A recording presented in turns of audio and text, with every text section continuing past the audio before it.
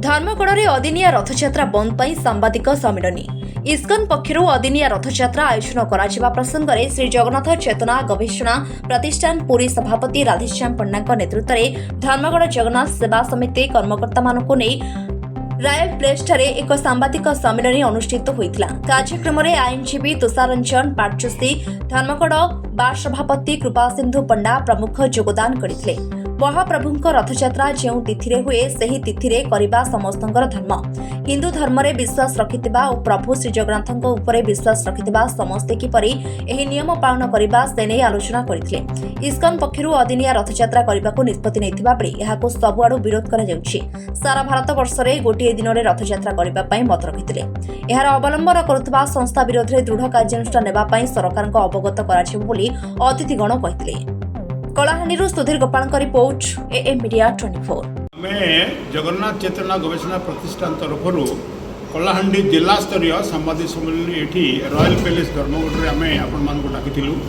यार उद्देश्य थिला कि ISKCON international society for Christian consciousness से जो महाप्रभु जगन्नाथंकर रथयात्रा को अदिनिया हिसाब से करी जाउची तापाई प्रतिवाद करने आज सम्मेलन रखा जाए।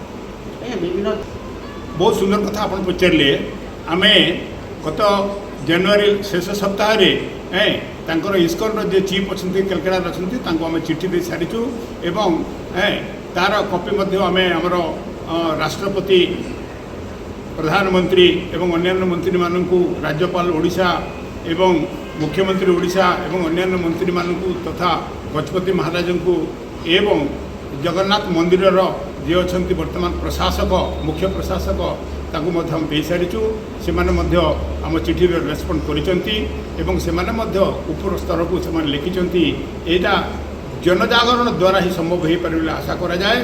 तेणु समस्त जनता को आम तल स्तर पर्यंत इस्कन अदिनिया रथयात्रा कि प्रकार बंद हो पार तल स्तर स्वर उत्तोलन करने आम आपण मान माध्यम अनुरोध कर चैनल सह जोड़ी हेबाकु लाइक शेयर सब्सक्राइब करंतु।